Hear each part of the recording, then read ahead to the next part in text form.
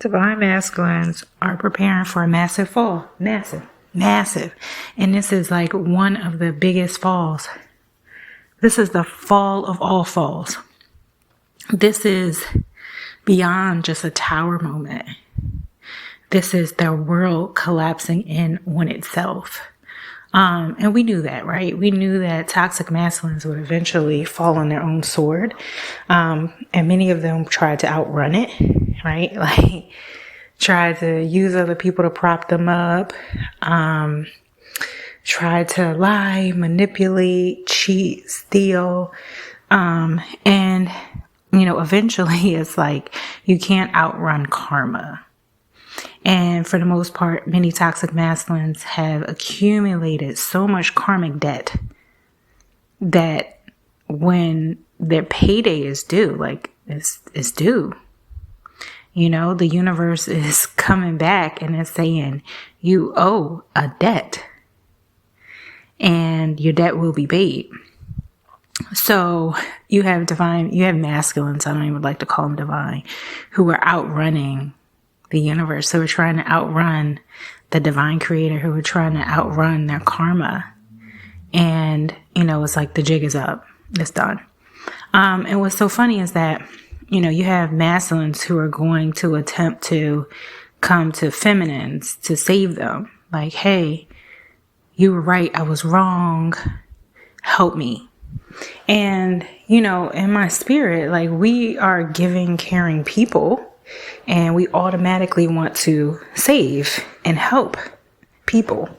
And the reality is, it's not our job to save masculines. It's not our job to heal masculines. And that's a misconception that a lot of divine feminines don't realize. It's not our job to heal them. It's not our job to save them. It is their job and their responsibility to heal and save themselves. When they have gone through that journey, then they can come and stand beside us, actually behind us, because their position is a subordinate position. But when they get to that point, then they can stand behind us and start to do the work of the divine. But it's not our responsibility to swoop in and save them. Not when they have karmic debt. Not when they have, weight on their heads. If the universe wants to get you, it doesn't matter who you putting away. And that's normally what these masculines do. They are trying to outrun their own karma. And so what they do is they throw other people in front of them as to delay and slow down their own situation. So, even when you think of the workplace, right? You think about a masculine who is horrible at their job, but instead what they'll do is they'll find someone else to scapegoat, which will give them some more time. And basically they'll say, oh, yeah, it was this person. This person is the mistake. Not me. I'm not the mistake, but it's this person. And that'll last for a little while. And then their inadequacies will come up again. And then they'll have to find someone else to scapegoat. It's like, okay, it's not them. It's not me. It's them. And then, that will buy them a little time. And then they'll go and find somebody else. And they'll just keep doing this and doing this and doing this until they end up running out of people, running out of excuses. And, the universe will force them to look in the mirror and realize that it had nothing to do with anyone else. It had everything to do with them. And that's what this kind of ego death is really, really, really for. Because what it does is it stops you in your tracks. And you're like, okay, there's nobody else to blame. There's nobody else here to blame. So now I have to be held responsible for my own mistakes. And so that's why divine feminines is important for you to remove yourself from masculines, remove yourself from their energy, because you need them to fall on their own sword. And what happens is masculines who are operating out of ego will not accept responsibility. They will use you and make you their excuse. Like, oh, it's not me, it's her. It's not me, it's her. That's what they do. And they scapegoat. And so when you're not there, they can't scapegoat you. And the only way to make sure that you're not being scapegoated is to remove yourself from the situation. Remove yourself from toxic masculines. And oftentimes that's very difficult for us because, we may care about these people. But again, if they're not responsible enough to take ownership of their own choices and bad decisions and risky moves and, nonsense, then that's not your responsibility to take that for them. You cannot take the responsibility for a man. A man is responsible for his lot in life, same as a woman is responsible for her lot in life. And what we've been experiencing is not only just the suppression of the divine feminine, but the scapegoating of the divine feminine. And we moved into a cycle which basically says, the divine feminine is to blame. It's her fault. I'm like this. It's my mother's fault that I'm like this. It's what she did, and that's basically what happened, because even you think about society, it's like we blame sin on a woman, on Eve. And so therefore you have a whole society and culture of people who are believing that sin comes from a woman. A woman is the reason why we live these denigrated lives. And it's a lie. But it makes it easier because it's like now you have somebody to blame. Instead of taking full responsibility, you find a woman to blame.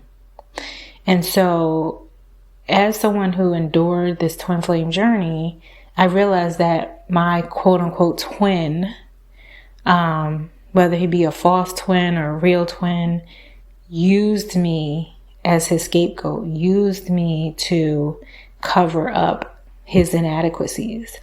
And because of that, it's like I had to suffer. I'm like, what in the world? Like, why am I suffering because of your inadequacies?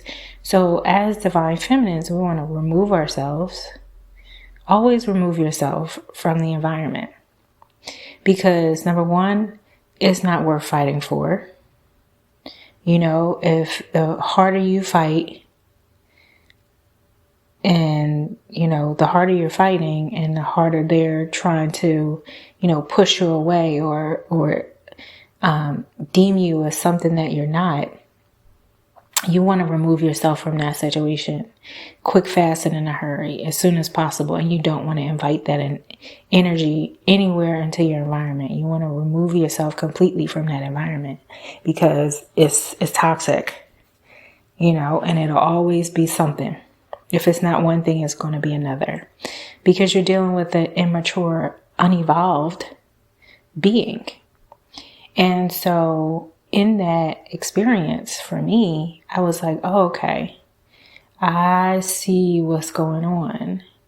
And I'm thankful that I was removed from that environment, not even by choice. Like I didn't choose. I was going to keep fighting. I was going to keep going. And the universe was like, no, you're not going to keep going. You're not going to keep doing this to yourself because basically you're like punishing yourself, and that's what these toxic masculines do. It's like they find someone to scapegoat, and what they do is they punish and brandish and abuse the scapegoat. It's like, oh, okay, we found somebody. Fresh meat. We'll haze her, and beat down on her so that we don't have to deal with the fact that we're inadequate. But, the great thing about it is that when you remove yourself, when you completely remove yourself from the environment, people are left with their own dysfunction. People are left in their own inadequacies. And so the best thing you can ever do is just to remove yourself. Like, oh, okay. So are things better or worse now that I'm gone? The reality is they're most likely the same, if not worse. They're worse because, the reality is, especially divine feminists, you were never the problem. You were never the problem. There's nothing that you did wrong. Maybe there were some areas that you need to clean up or fix.